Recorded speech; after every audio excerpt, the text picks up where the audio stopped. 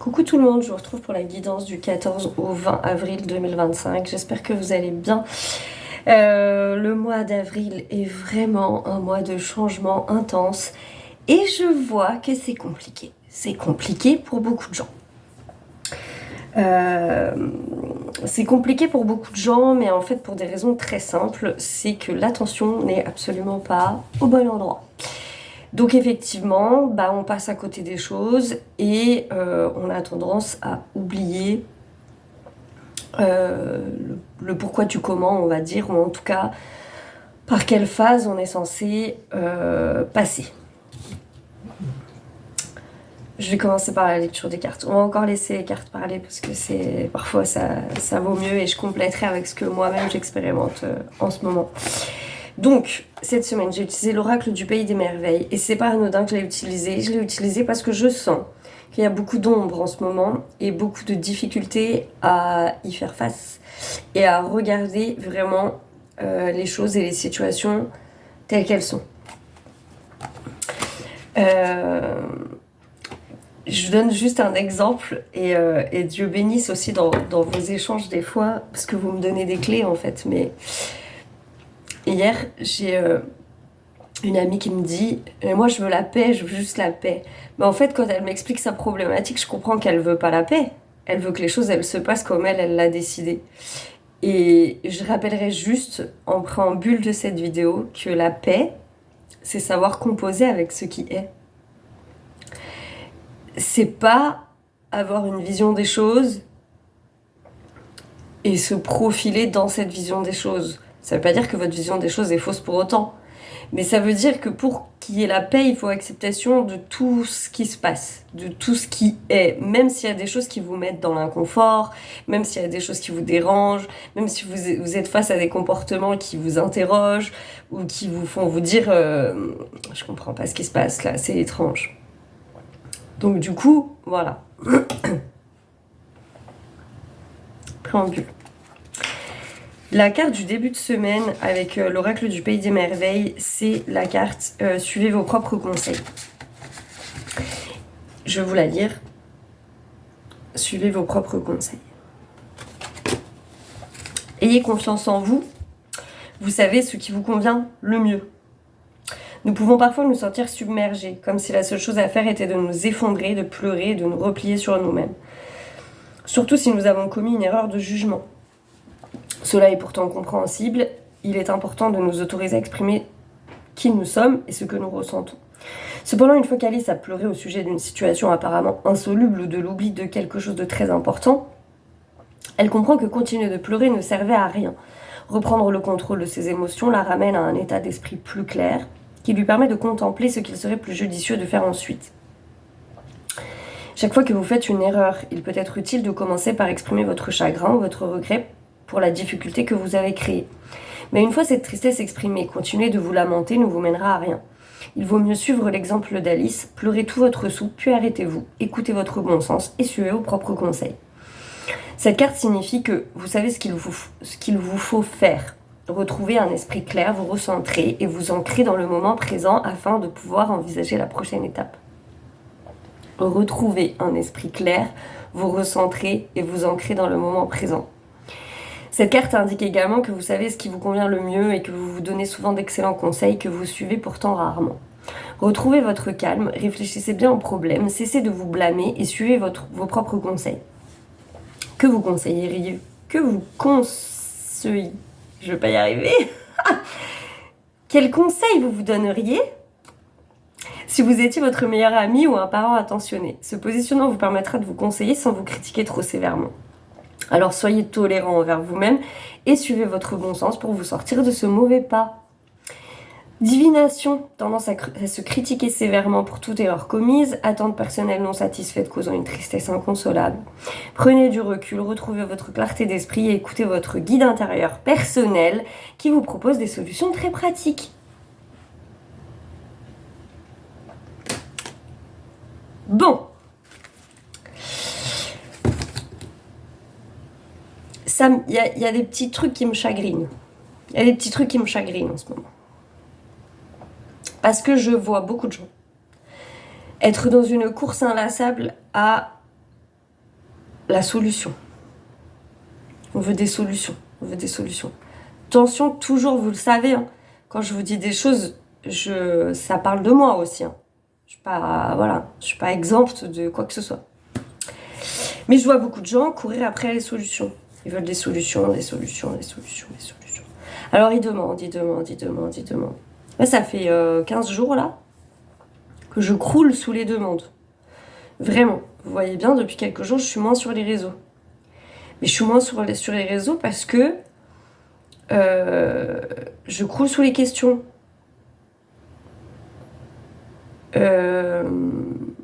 Les ressentis, les demandes de ressentis, les machins, les trucs. Puis au bout d'un moment, j'en ai eu marre de mon téléphone. Je me suis dit, waouh, ça fait trop là, il y a trop de sollicitations, je vais pas y arriver.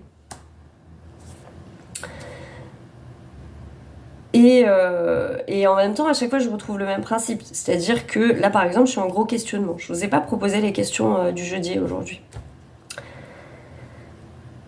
Vous allez dire, elle est vraiment casse-couille. Et vous auriez raison. C'est une de mes grandes caractéristiques. Mais j'aime beaucoup. C'est certainement un de mes traits de caractère que j'apprécie le plus. Ça rend mes proches complètement chèvres, mais non, j'avoue que je m'aime bien comme ça. En fait, quand vous êtes nombreux en plus. Alors, tout le monde n'est pas concerné par ce que je dis, hein. Attention. Si ça résonne, vous prenez. Si ça résonne pas, vous prenez pas. Mais il y a des gens qui se responsabilisent très bien. Ils ont compris, ils font leur propre truc, ils se font les tirages, ils se font une analyse, ils partagent. Mais je sens il y a une certaine forme de fluidité. Ils sont vraiment dans leur quête intérieure, dans leur recherche. Ils attendent pas que ça vienne de l'extérieur. Il y a un espèce Du coup, il y a une certaine forme de fluidité. Alors, ça veut pas dire que ces personnes-là, elles sont pas des fois dans le flou, que des fois elles comprennent pas, que des fois elles en ont pas marre, bien au contraire. Mais il y a une certaine forme d'application, en tout cas, de tout ce qu'on se dit toutes les semaines, et pas seulement moi, parce que je sais que vous regardez pas seulement mes vidéos, mais de tout ce qui est ingéré, d'accord, comme information. Vous n'êtes pas vraiment concerné par ce que je vais dire. Et puis il y a d'autres personnes qui ingèrent beaucoup d'informations, qui sont en demande, mais qui ne font rien de ces informations. Et qui sont en même temps dans la demande de changement. Alors là, forcément ça va pas. Mais ça va pas, c'est même pas moi qui décrète que ça va pas, ça va pas, très concrètement. On sent que du coup, il y a quelque chose qui va pas. Au début, je pensais que c'était les questions de voyance qui posaient problème aux gens. Mais en fait, je me rends compte que les gens se mettent à faire exactement la même chose avec les messages des guides.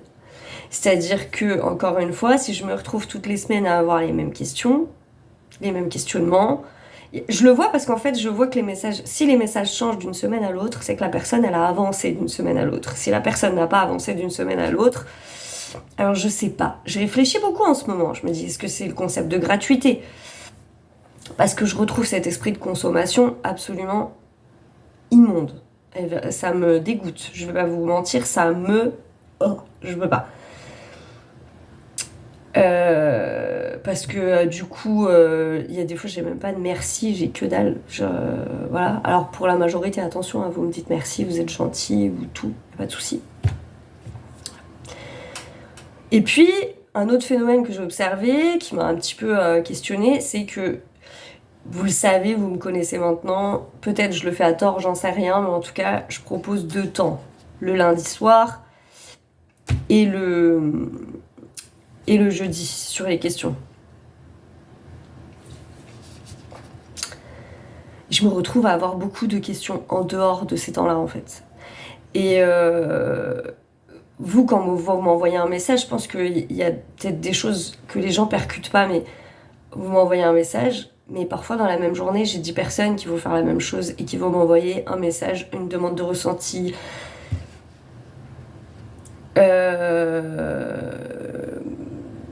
C'est pas possible.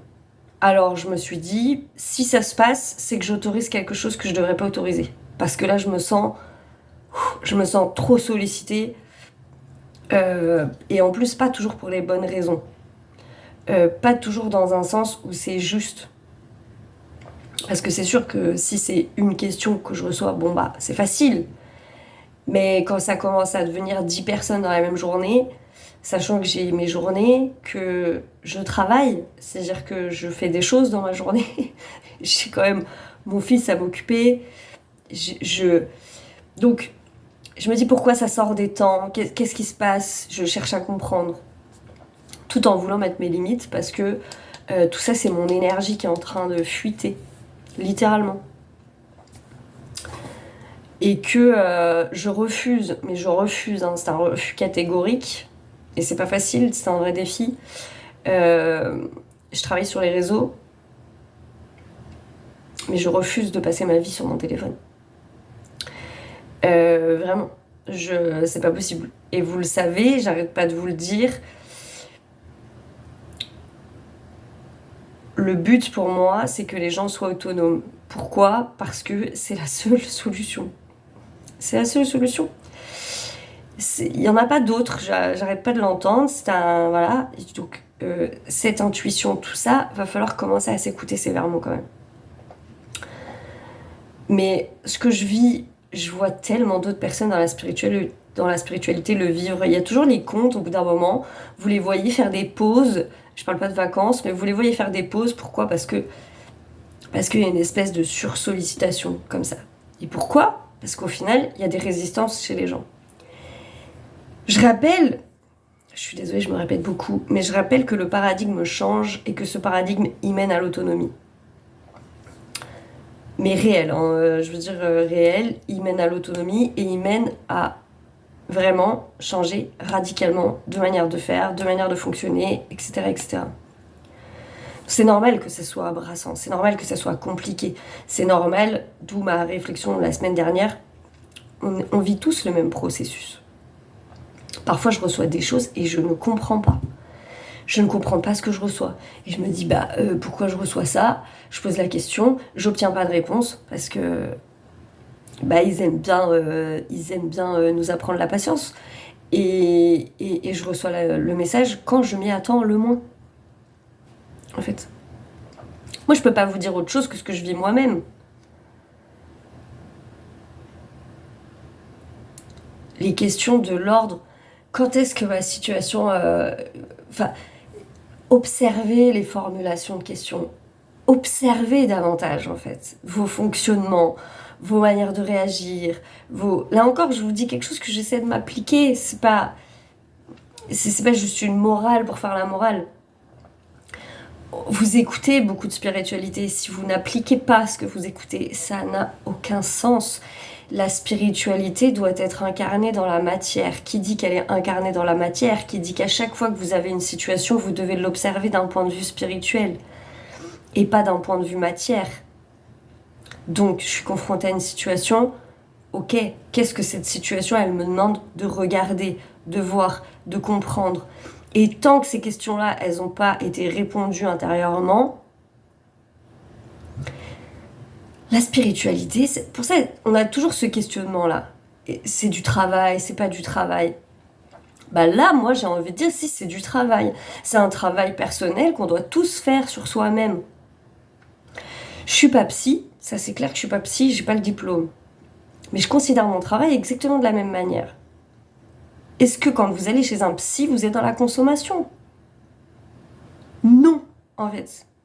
Non, même si je sais que de plus en plus, il y a sûrement des psys qui fonctionnent un petit peu comme ça sur les réseaux, mais la grande majorité du temps, on va pas voir un psy avec une logique de consommation, sinon il y a un putain de problème. Les psys vous font gagner des concours ? Non, en fait. Non, parce que c'est un moment donné, quand vous prenez la décision d'aller voir un psy, et du coup, quand vous prenez la décision de prendre une guidance, ou de faire un soin énergétique, ou peu importe, vous êtes dans une démarche d'introspection et de vraiment comprendre quelque chose. Si c'est juste le faire pour le faire, l'obtenir pour l'obtenir, parce que j'ai envie de réponse et ça satisfait un besoin hyper égotique d'avoir une réponse, ça marche pas comme ça en fait. Ça marche pas comme ça. Ça ne marche pas comme ça. Donc on doit vraiment suivre ses propres conseils véritablement et écouter sa voix intérieure véritablement. Si vous regardez les situations que vous traversez en ce moment, qui sont pour beaucoup des situations de blocage, et c'est pas pour rien puisqu'on nous demande de recalibrer des choses, donc c'est normal en fait, c'est logique que ça soit bloqué. Mais quand c'est bloqué, c'est jamais un hasard. Il y a toujours quelque chose à en comprendre. Donc la question, c'est qu'est-ce que j'ai à en comprendre? Mais pour se dire qu'est-ce que j'ai à en comprendre, il faut se dire qu'est-ce que j'arrive pas à voir, qu'est-ce que je ne veux pas voir de la situation. Qu'est-ce que je n'arrive pas à entendre de la situation. Parce qu'on a tous des zones où, et j'en parlais dans des vidéos précédentes, je bénis les gens. Et je vais m'excuser, tiens, je vais me donner un pardon à moi-même. Parce que je suis en train de retrouver la Morgane des grands jours. Et franchement, ça fait plaisir. Parce que la Morgane des grands jours, elle dit les choses, en fait. Et je remercie les gens de me dire les choses. Je remercie Eric infiniment. Notre amitié m'a fait énormément avancer parce qu'il m'a dit les choses. Il m'a dit ce que des fois j'avais du mal à entendre. Les réponses, elles sont pas dans ce que vous avez envie d'entendre. Les réponses ne sont pas dans les compliments et la gentillesse. Les réponses sont dans ce qui nous dérange. Dans ce qu'on n'arrive pas à voir. Donc bénissez l'inconfort que vous vivez en ce moment, parce que c'est précisément dans ce putain d'inconfort que vous avez la réponse à votre question. Mais si, quand on ne veut pas voir, on veut pas voir. Et encore une fois, c'est votre droit de ne pas voir. Il n'y a pas de souci, on a le droit de ne pas vouloir voir. Mais dans ces cas-là, on doit avoir l'honnêteté intellectuelle de se dire « je n'ai pas envie de voir ». Bah non, ça, je veux pas le regarder en fait. Et dans ces cas-là, on passe à autre chose. On se distrait, on va faire un autre truc, je sais pas, on passe à autre chose. Voilà, on s'intéresse pas à la spiritualité du coup. C'est incompatible, hein. Il y a des zones là qui sont pas... d'où l'alignement quoi. Voilà. Donc la question, c'est pas les choix, encore une fois, qu'on fait, parce que ça, c'est pas important. On a le droit de ne pas avoir envie de voir un truc dans sa vie. On a le droit, en fait. On a le droit. Et puis on a le droit de changer d'avis. Et puis on a le droit de revenir en arrière. On a le droit. C'est formidable. Ça fait partie de notre libre arbitre. Tout ce qu'on fuit se représentera. Donc on a le droit de pas le voir, mais il y a de très fortes chances que ça revienne. Faut en avoir conscience. Mais il n'y a pas de souci. Mais il faut aussi donner de soi, je veux dire. Faut aussi donner de soi et se dire qu'à un moment donné, il y a un endroit où j'arrive pas à aller. Il y a un endroit où il y a une vérité qui me fait mal, que j'arrive pas à entendre, que j'arrive pas à voir, parce que peut-être qu'elle va blesser mon ego. Peut-être, et là c'est intéressant, ça fait une semaine que je saigne toutes les vidéos de la commission d'enquête sur les violences sexuelles et sexistes dans la culture. Et c'est passionnant. C'est passionnant parce qu'on se rend vraiment compte à quel point on a un problème dans notre société avec la notion de victime et la notion d'agresseur.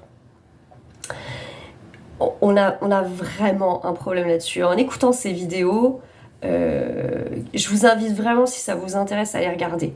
Parce qu'elles sont vraiment passionnantes. C'est très intéressant, c'est très bien mené, c'est très bien fait. Ça fait partie des belles choses qu'on a dans notre pays. C'est quand même accessible à tous.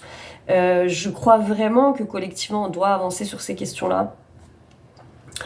Vous savez, hein, moi ça fait partie de mon histoire, donc je suis obligée d'en parler, mais ça fait partie de notre histoire à tous, parce que ça fait partie de notre société, qu'on ait des enfants, qu'on n'ait pas d'enfants, on entretient tous des rapports hommes-femmes, et vraiment ça nous concerne tous. Et c'est précisément d'ailleurs pour ça qu'on a un problème, c'est parce que personne ne se sent concerné, sauf quand il est touché. Mais on n'est pas censé se concerner seulement quand on se fait agresser. On est censé être concerné tout le temps par ça. Ok, qu'est-ce que je fais? Comment je réagis quand je suis confrontée à des situations comme ça? Quelle est ma capacité d'empathie même, hein, parce que dans ce que j'arrive à écouter de ce sujet, au final, moi ça m'a fait plaisir en plus en écoutant parce que je me suis vraiment rendu compte que moi il y avait plein de choses qui étaient guéries quand même, que tout ça j'arrivais à l'évoquer maintenant sans pleurer, sans être atteinte par ce sujet, parce que je crois que le gros du problème a quand même été guéri. Après, il me reste des zones où je sens que ça travaille, parce que je me suis vraiment rendu compte que moi, dans ma vie, mais toutes les situations de VSS, je crois que je les ai vécues, hormis le viol, mais je crois que je les ai toutes vécues. Le harcèlement, me sentir coincée dans une porte, derrière une porte, être embrassée de force, l'exhibition, l'agression sexuelle. Je crois que je les ai vraiment toutes vécues. Le harcèlement de rue, je les ai toutes vécues, donc ça me donne un panel où je peux regarder un petit peu ce qui se passe. Et, et c'est vrai qu'on intériorise beaucoup toutes ces situations, en fait. Et on le voit dans les commentaires, hein, où les gens vont dire, bah oui, mais il y a les femmes, pas seulement dans les commentaires, hein, des fois dans les gens même qui racontent de ce milieu.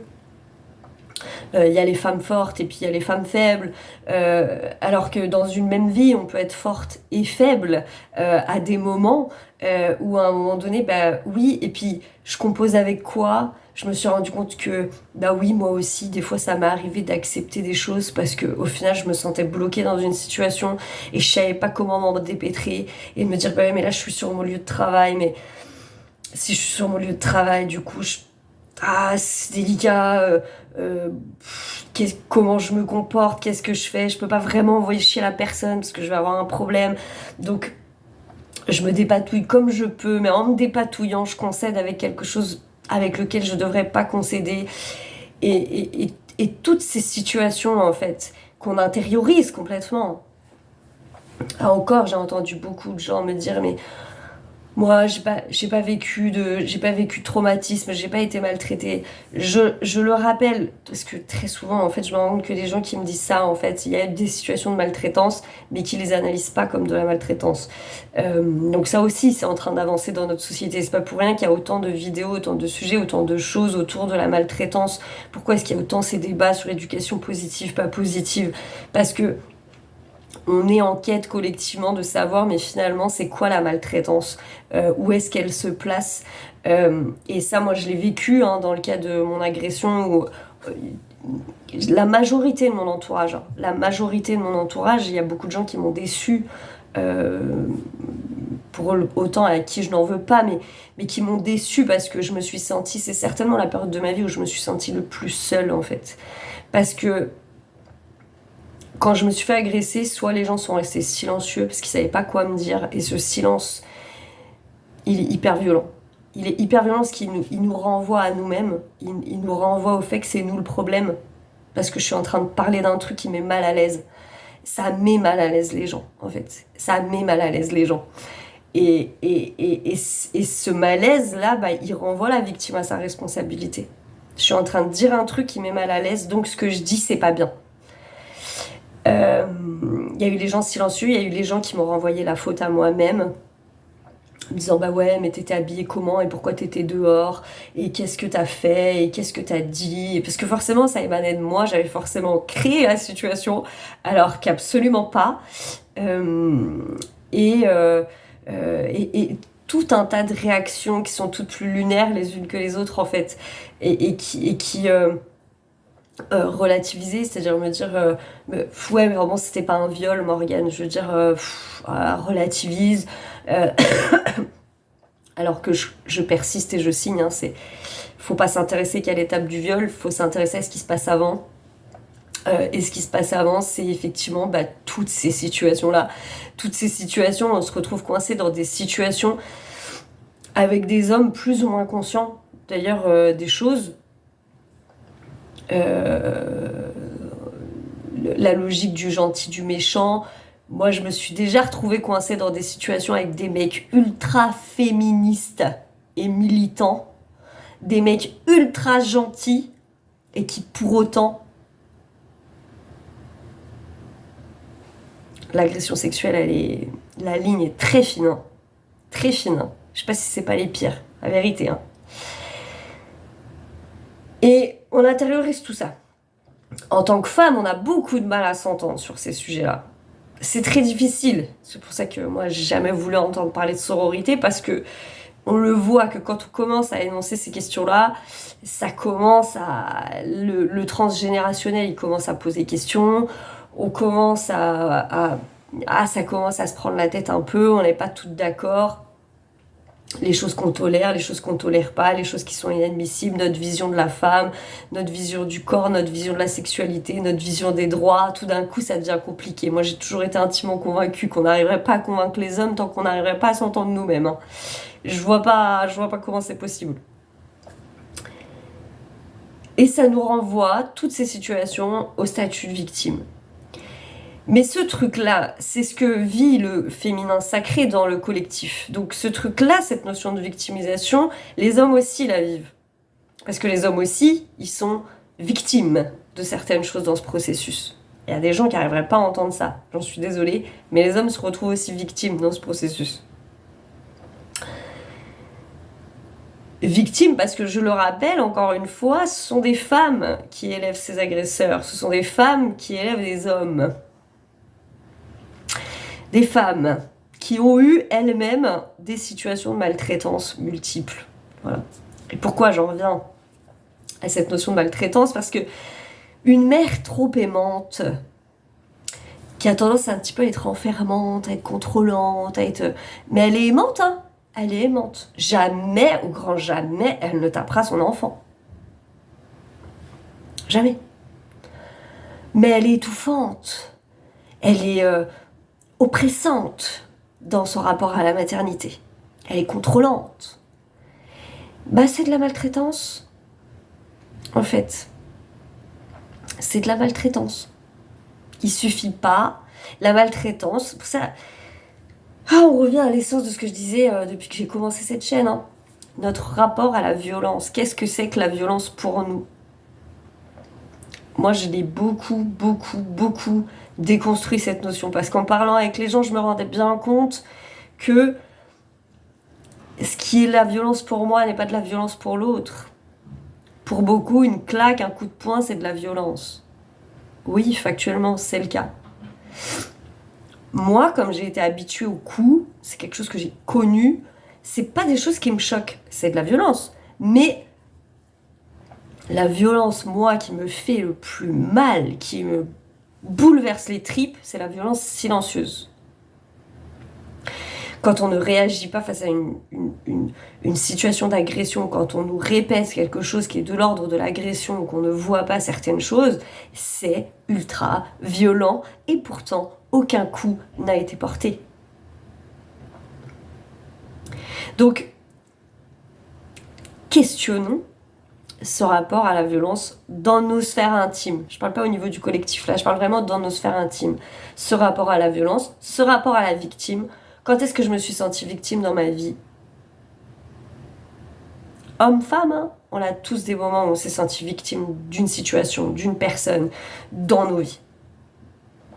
Qu'est-ce qui nous a mis en situation de fragilité où là je sens que l'autre en face de moi, soit il exerce un rapport de domination, soit il est en train d'appuyer sur une de mes vulnérabilités et je me sens coincée.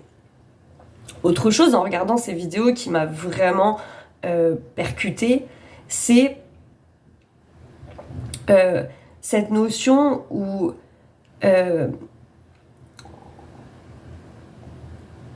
il y avait cette notion de femme forte, femme faible, parce que je trouve ça étonnant, mais en fait, encore une fois, on le rapporte à la femme, mais c'est quelque chose de commun, de collectif, je crois.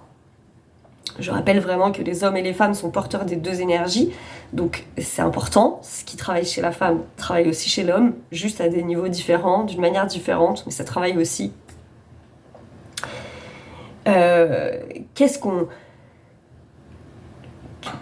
Quel est notre statut à ce niveau de questionnement sur ma vulnérabilité ? comment je la gère, où est-ce qu'elle se place, dans quelles circonstances. Est-ce que j'arrive à me laisser aller dans cette vulnérabilité ou est-ce qu'au contraire, je me sens attaquée dès qu'on s'en approche? Je me sens intrusée dès qu'on s'en approche. Toutes ces questions-là sont vraiment hyper importantes. Seigneur, on n'est qu'à la première carte et je suis à 30 minutes déjà, je savais que ça allait être long aujourd'hui. En tout cas, je sais que je suis en train d'amorcer sur la deuxième carte. Mais on nous demande vraiment de nous concentrer très fort sur ces notions et sur un changement et un bouleversement intérieur très profond. Sur quelque chose qui doit faire vraiment bouger les lignes à l'intérieur et du coup qui doit nous pousser à accepter de voir et d'entendre des choses qui sont peut-être un petit peu déstabilisantes, que ce soit pour soi, pour l'autre, parce qu'on est quand même beaucoup dans de la relation interpersonnelle en ce moment. Donc du coup voilà, pour la carte du milieu de semaine,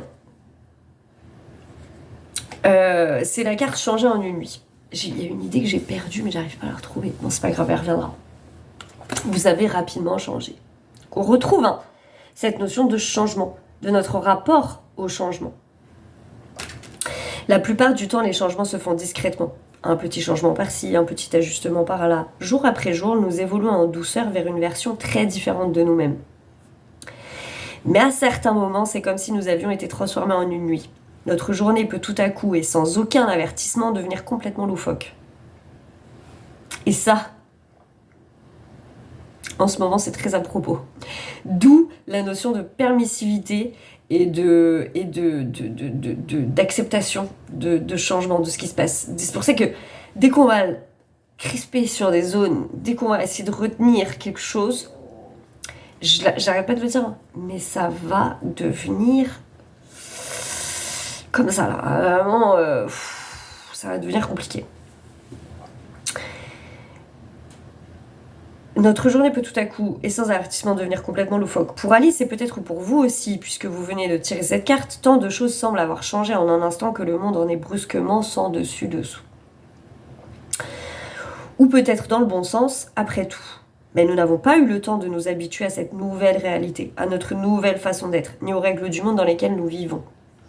Dans de tels moments, nous pouvons nous sentir comme engourdis, encore sous le choc, et avoir du mal à retrouver notre centrage. Si vous avez ce sentiment d'avoir été transformé en une nuit, que votre vie a tout à coup changé de façon spectaculaire, prenez un moment pour vous remémorer vos valeurs, vos sentiments et qui vous êtes. Regardez autour de vous, stabilisez-vous et respirez profondément. Vous avez été ébranlé et votre perception de vous-même et de la réalité prendra un peu de temps pour être intégrée. Continuez de vous connecter à votre cœur, soyez doux, ouvert. Soyez doux envers vous-même, n'importe quoi. Et allez-y doucement avec persévérance. N'oubliez pas que vous êtes en train de découvrir qui vous êtes vraiment. Accouchement. Accouchement naturel par voie basse. Ça fait mal, d'accord? Ça fait mal. Cela dit, même une césarienne fait mal, mais ça fait mal d'accoucher. C'est pas une nouveauté. Jusqu'à ce jour, vous ignoriez que vous pourriez être face à d'imprévisibles circonstances. Mais Dieu est grand.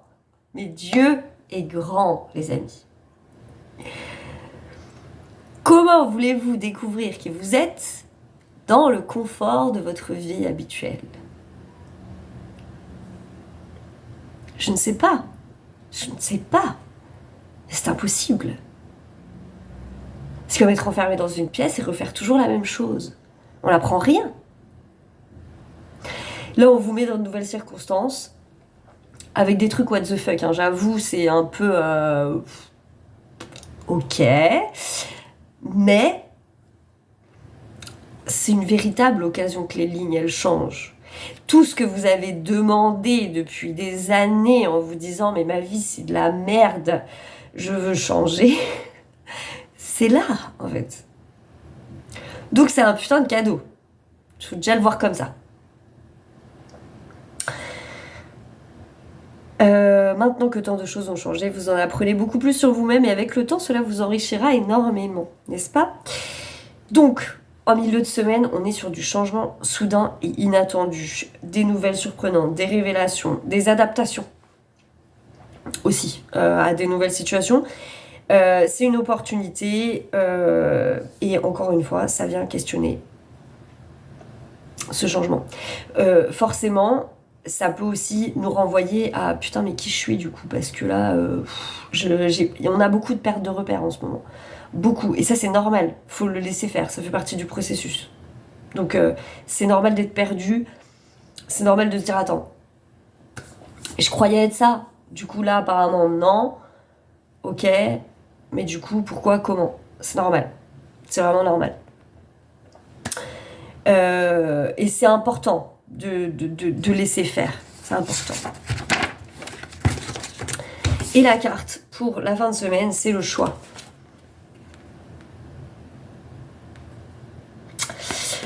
Et le choix nous dit, lorsque nous nous ouvrons au changement afin de découvrir notre propre pays des merveilles personnelles, il est important de continuer sur notre lancée, quel que soit le domaine de la vie dans lequel la transformation se produit. Cela signifie qu'il nous faut laisser le domaine des idées pour entrer dans celui des choix, j'arrête pas de le dire, qui nous mèneront là où nous souhaitons aller. Comme pour Alice, il peut vous sembler que chaque choix présente un potentiel problème. Alors ça aussi, c'est... Mais je peux pas choisir ça parce que la matière, elle me dit non. Donc non. J'ai pas l'argent, j'ai pas ci, j'ai pas ça. Mais ça fait des semaines qu'on vous dit de pas la calculer la matière.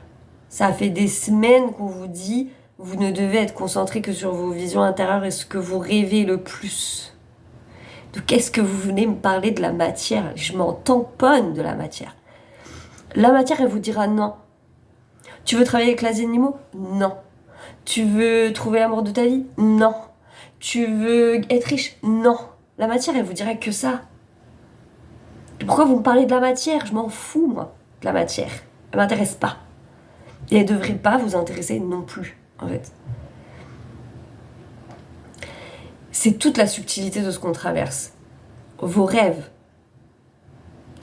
Qu'est-ce qui vous faisait rêver, mais que vous ne vous autorisez pas à vivre? Précisément à cause de la matière. Bah non, mais ça je peux pas, bah non, mais c'est trop petit pour moi, c'est trop grand, c'est trop ci, c'est trop ça. Et puis pour avoir ça, il faut que je passe par cette étape-là. Et nanani, nanana. Je sais pas quoi vous dire, je le dis toutes les semaines. Qu'est-ce que je dois faire de plus? L'écrire, commander un avion pour le diffuser dans le ciel. Je veux dire, qu'est-ce que je dois faire? La matière n'est pas intéressante. Je fais un petit travail depuis quelques temps. Je nettoie mon mur Facebook perso.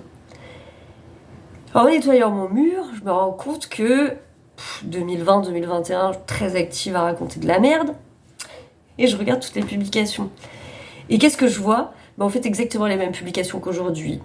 Et on va nous enlever le droit de propriété. On va tous mourir. On va tous mourir. On va tous mourir. On est en 2025 et on est toujours là, les gars. Hein. La matière n'a que de l'enfermement à vous proposer. Donc encore une fois, là c'est un choix. Vous choisissez de regarder la matière. Et là je parle à tous les niveaux. Hein. Je parle aussi aux gens qui ne jurent que par non mais tu te rends compte en septembre on va avoir des problèmes monétaires et nanani nanana. Moi je suis pas en septembre les gars, je suis là aujourd'hui maintenant en fait. Ce qui se passe en septembre je m'en tamponne. Je m'en fous. Ça me... Il y aura toujours une crise, il y aura toujours une guerre, il y aura toujours un putain de truc gouvernemental pour nous casser les couilles. Je veux dire, vraiment. Donc soit on se focus dessus, parce que c'est ce qu'on nous demande, de bien focus dessus.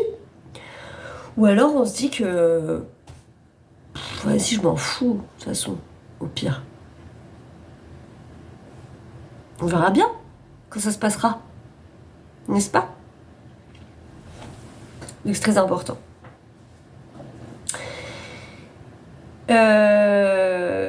Donc, comme pour Alice, il peut vous sembler que chaque choix présente un potentiel problème et qu'il n'existe pas vraiment de bon choix ni de solution.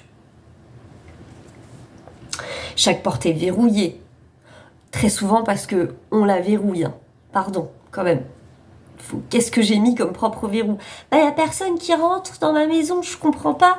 Bah non, mais t'as fermé avec 15 000 verrous, en fait, donc c'est normal qu'il y ait personne qui rentre, parce que t'as mis 15 000 verrous, en fait, donc... comment on fait, je veux dire? Comment on fait? Qu'est-ce qui se passe? Impossible à ouvrir ou même à franchir. Est-ce que ça fait peur de sauter dans le vide? Oui. Ça fait peur. Pas grande nouveauté là-dessus. Sauter en parachute, ça fait flipper. Mais il y a le parachute. J'avais dit. Donc, je le répète, je vais le redire quand même. On sait jamais. Peut-être que c'est la répétition, la solution, je ne sais pas. Mais donnez-moi quelque chose qui ne fait pas peur dans la vie. Dites-moi, qu'est-ce qui ne fait pas peur dans la vie?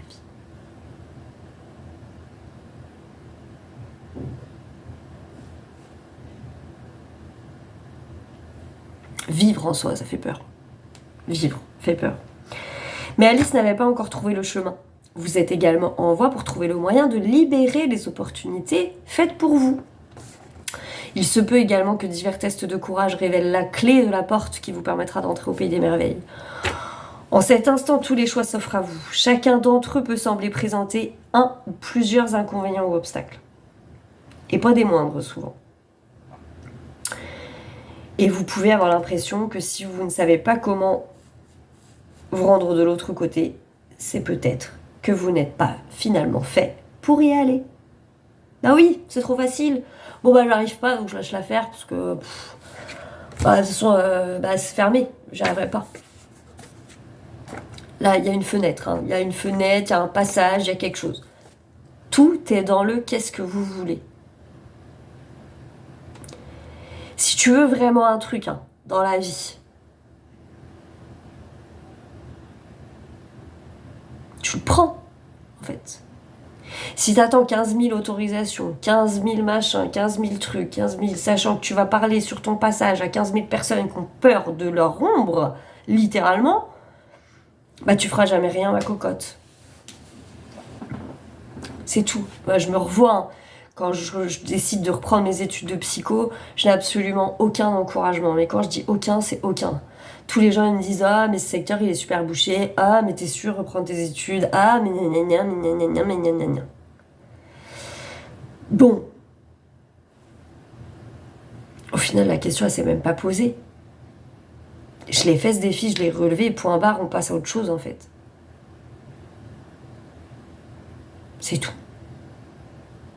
Qu'est-ce que vous voulez? Mais quand on veut quelque chose, on se donne les moyens de le faire. Vraiment. Qu'est-ce que vous voulez? Et si c'est la guérison, c'est pareil. En fait, c'est la même chose.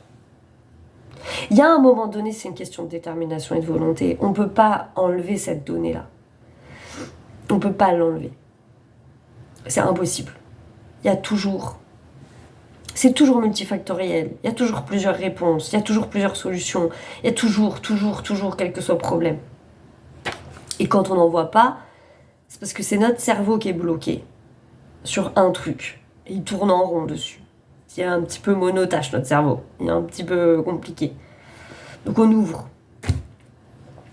Mais ne vous découragez pas. Il existe des solutions. Vous pouvez parfaitement créer la prochaine étape. Mais pour ce faire, il vous faut être courageux, disposé à essayer de nouvelles choses. N'est-ce pas? On se renouvelle. On fait autrement. C'est important ça en ce moment. Et prêt à faire face aux incertitudes de ce processus de changement. Ben oui, parce que là encore, ça fait partie du truc. Mais moi, je vois tellement de gens en ce moment essayer de se raccrocher à un cadre de sécurité. Cadre de sécurité. Vous voulez un cadre de sécurité? Mais il y en a putain de pas, en fait. Donc vous êtes en train d'essayer de chercher quelque chose que vous ne trouverez jamais. Vous savez où il est le cadre de sécurité? il est là. Il est là. Voilà, c'est moi. C'est moi, je suis mon propre cadre de sécurité. Et une fois que j'ai ce cadre de sécurité, là c'est très intéressant. Je vais revenir sur les vidéos, le truc m'est revenu. Vous voyez, il revient toujours au bon moment. Quelque chose que j'ai beaucoup vu dans les commentaires, c'est cette espèce de truc où les gens comprennent pas. Est-ce qu'il faut cancel de les gens qui ont agressé? On le voit avec le documentaire qui a été tourné sur Bertrand Cantat, sur Gérard Depardieu, sur toutes ces questions-là. Moi, en vrai, j'ai pas la réponse à la question. Je vais pas vous mentir, j'ai pas la réponse à la question. Par contre, ce qui est sûr, c'est que je me souviens très bien de ce que j'ai vécu après mon agression. Et je vous l'ai déjà raconté, hein, désolée, je me répète beaucoup, mais quand je me fais agresser, après, il y a des années après, hein, des années, parce que c'est très long, mais je recroise beaucoup cette personne. Il y a même une fois, je me souviens, j'ai fait ma journée d'appel à la défense en retard. Moi, je l'ai fait, j'avais peut-être 26 ou 28 ans. Je l'ai fait très tard. J'étais coincée dans le bus avec mon agresseur. J'étais dans le fond et je le vois monter. Et j'ai vécu plein de situations comme ça où je le croisais tout le temps, en fait. Tout le temps, j'allais dans un bar, je tombais sur lui. Je sortais dans la rue, je le tombais sur lui. Et puis, il y avait ce truc où il allait voir son psy, il devait passer juste devant chez moi. Mais en fait, quand j'ai déménagé, j'ai continué à le croiser, ce gars-là. Et à chaque fois, je me disais, mais putain, pourquoi je le croise? Je le vivais mal, ça m'angoissait, ça m'oppressait. Et en fait, ce que les gens comprennent pas, c'est que quand on vit ce genre de situation,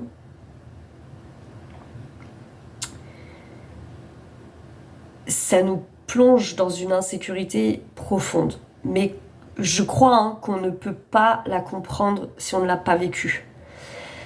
Cette insécurité profonde qui va faire qu'à un moment donné, je ne me sens plus capable d'entretenir des liens sécures avec l'autre personne. Je ne me sens plus capable de marcher dans la rue en étant dans ce cadre de sécurité. Je ne me sens plus capable, parce que ce qui m'a été retiré à ce moment-là, ce qui a été arraché, c'est précisément le sentiment de sécurité. Et un sentiment de sécurité, si on ne l'a pas, on ne le vit pas, en fait. On a une vie parcellaire. Et qu'est-ce qui se passe quand on se fait agresser? C'est que tout d'un coup, je parle de vraiment tout type d'agression. Bien évidemment, plus l'agression est violente et grave, et pire c'est, bien évidemment. C'est logique. Mais quand on vit, c'est la même chose si on se fait taper par son conjoint, si on a été agressé sexuellement, c'est la même chose dans le harcèlement, c'est parce que c'est ce principe de victime. Quand on a été victime de ce type de situation, on est enfermé. Et qu'est-ce qui se passe en face? Eh bien, on voit que l'autre, il est libre.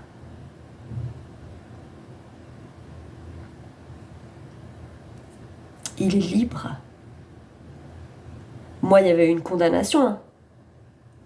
Mais il est libre. Ça va au-delà de la condamnation. Peu importe qui est condamné, du pourquoi, du comment, sursis, pas sursis, 6 mois, bracelet, ce que vous voulez. Là, je vous parle de prison psychique. Moi, je suis prisonnière. Moi, je suis enfermée.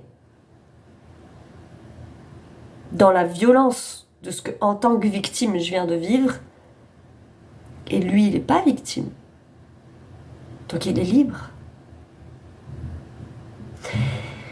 Et je crois que c'est important d'avoir conscience de ça, parce que je crois que c'est vraiment le problème du bourreau et de la victime, c'est que la victime est enfermée dans sa douleur, enfermée dans sa peur, pendant que l'autre en face, mais lui, il vit pas ce processus. Il vit pas ce processus, ça le traverse jamais, lui. Alors, il est enfermé dans autre chose. Mais, factuellement, il est libre.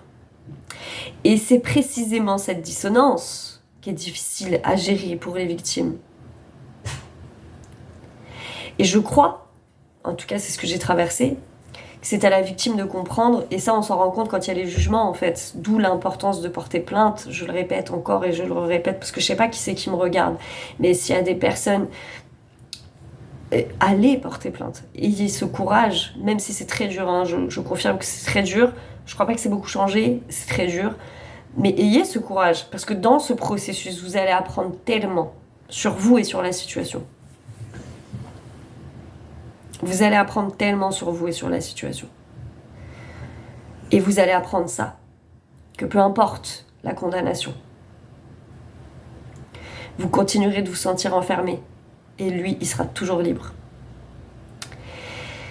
Et je pense que collectivement, ce qu'on peut en tout cas se poser, alors on parle souvent de décence, effectivement, parce que quand on a été agressé par des gens connus, bah on les voit à la télé, c'est compliqué, je veux dire, voilà, quand on s'est fait agresser, on n'a pas envie de voir cette personne dans notre vie. Mais le fait est, quand vous faites agresser par des inconnus, en tout cas pas par des gens célèbres, bah, ces gens-là, ils vivent dans la même ville que vous, et ils vont continuer de vivre, en fait, c'est factuel. Ils vont continuer de vivre, ils vont se déplacer, ils vont vivre, et puis de toute façon, leur condamnation, elle aura une fin. Et après cette fin, ils vont continuer de vivre. Ils vont continuer de faire leur vie, ils vont avoir des enfants, se marier et faire tout un tas de choses. Donc, c'est important de comprendre cette notion que quand on est victime, c'est ce que je vous dis tout le temps, le statut de victime, il est important à obtenir. Parce que si on ne l'obtient pas, il n'y a pas réparation, jamais. Mais si on reste bloqué dedans, on est enfermé en fait. Or, la guérison, je crois qu'elle se passe quand justement on arrive à se défaire de cette prison. Et à se dire, ok, il est libre, mais moi aussi. Et je pense, très sincèrement, que cette liberté, on la gagne par la parole. On la gagne justement en parlant, en le verbalisant et en le normalisant. En normalisant que non, ce n'est pas normal. D'où le processus de ce qu'on vit collectivement et ce MeToo et toutes ces choses qui sont importantes. Parce qu'en fait, en faisant ça, on récupère collectivement quelque chose d'important. Est-ce que ça va dans des extrêmes? Est-ce qu'il y a de la manipulation? Bien évidemment. Mais il y a quand même ce processus qui est très très très important. Parce qu'il nous permet justement de venir faire des choix. Quand on est victime et qu'on ne se sent pas libre, on perd la notion de choix. Quand on ne se sent pas en sécurité, on perd la notion de choix parce que tout d'un coup, on a subi la vie. Moi, quand je sortais dehors après mon agression, je subissais mes sorties. Je subissais. J'avais l'impression que de toute façon, je n'étais réduite qu'à subir parce que finalement, je sors de chez moi, n'importe qui, n'importe quel homme peut s'en prendre à moi, je ne pourrais rien faire. Je subis la vie. Dans cette mentalité, je la subis pleinement. Donc c'est important. Je crois que c'est important dans cette notion de choix. Et là encore, je vous renvoie à ce que je disais tout à l'heure sur quand est-ce que j'ai été victime, où est-ce que j'ai l'impression de subir les choses et de ne plus en être acteur, etc., etc. Si comme Alice, vous regardez à travers le trou de la serrure, vous verrez que cette porte mène au plus beau jardin que vous puissiez imaginer. Il vous faut seulement trouver le moyen d'y accéder, car les plaisirs, qui vous attendent de l'autre côté en valent la peine. Le défi consiste donc à atteindre cet endroit, et pour cela, il vous faudra peut-être devenir plus petit ou plus grand. Quoi qu'il en soit, vous devrez certainement changer, ce qui peut vous sembler très étrange au départ. Tout changement est comme ça. La divination, il est temps de choisir la voie juste à suivre, moment de décision, et bien évidemment, incertitude sur ce qui est le mieux, sur quoi faire ensuite. Chaque porte semble fermée, vous souhaitez passer à l'étape suivante de votre vie, mais vous ignorez comment y parvenir. Donc sur le week-end, on a un petit peu d'incertitude, un petit peu de... Bon, ça peut être compliqué. La thématique de la semaine, c'est le bouclier de lumière. Voilà, voilà. Magnifique. Ça, mec. Donc là, on est sur la ressource, la prendre conscience que l'on est en sécurité, protégé et soutenu par le divin, faire confiance en la grâce et oser se laisser aimer. Si nous avions pleinement conscience de l'incroyable amour qui accompagne chacun de nos pas, toute peur disparaîtrait instantanément de la face du monde. Samek représente cet amour qui ne demande rien, qui nous offre simplement son soutien sans rien demander en retour. Cette lettre solaire toute ronde est un havre de paix, un nid de tendresse, où l'oiseau fatigué ou blessé peut se reposer pour guérir et reprendre des forces. Si Samek apparaît dans le tirage, la vie nous propose de nous abandonner, de s'abandonner à la grâce divine, de faire confiance et de lâcher toute inquiétude. Cela ne signifie pas qu'il ne faut pas agir, mais prendre conscience que la lumière nous soutient et nous accompagne dans nos actions. Cela peut signifier également qu'il est temps de souffler, de se ressourcer. Peut-être nous sommes-nous laissés happer par l'engrenage du tumulte quotidien, peut-être nous sommes-nous éparpillés, dilapidant nos énergies dans différentes directions. Peut-être avons-nous oublié l'indispensable rendez-vous avec notre être de lumière, dans l'instant présent. Il nous faut alors consacrer le temps nécessaire pour prendre du recul, faire le point, retrouver notre sanctuaire intérieur, goûter le silence, revenir à l'essentiel. Samek est liée au symbole de l'arc-en-ciel, signe d'alliance. Elle est le soleil qui apparaît après l'orage. C'est beau quand même. Et apporte l'espoir du renouveau. Ô voyageur sur le chemin, acceptes-tu de recevoir mon amour qui ne te demande rien, pas même l'effort d'avancer? Quels que soient tes choix, tes actes, je t'aime. Quelles que soient tes culpabilités ou tes jugements sur toi-même, je t'aime, je suis là et je te soutiens. En as-tu conscience? Ne doute jamais de cet amour qui t'entoure, ne le limite pas, ne l'attends pas d'une manière précise ou par quelqu'un de particulier. Alors, tu sauras le reconnaître. Chacune de tes larmes fut comptée par Dieu. Rien ne fut inutile de tes efforts ou de tes combats. Mais aujourd'hui, tu as rendez-vous avec la paix du cœur, si tu veux bien t'abandonner en ma lumière solaire. Peut-être portes-tu des mémoires de déception et crois-tu que tu ne peux pas t'appuyer sur tes propres forces, alors qu'elles sont si limitées. Peut-être t'es-tu un jour trompé de soutien, tandis que le mur sur lequel tu t'appuyais se révélait être fait de sable emporté par la mer. Mais ce n'était pas moi.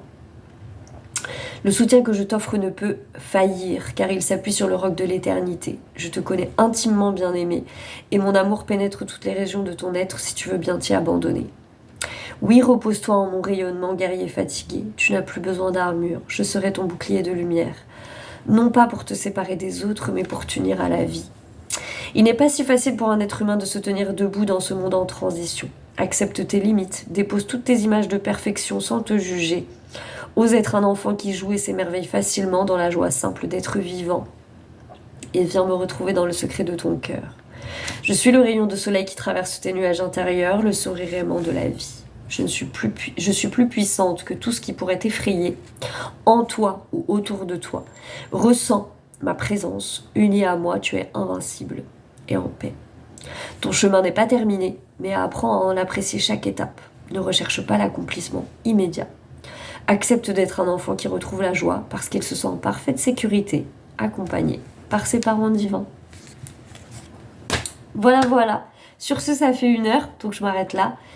Ça a été bien dense de toute façon. Je vous souhaite une excellente semaine, une belle pleine lune. Je pense qu'elle devrait être belle si on sait s'abandonner, n'est-ce pas ?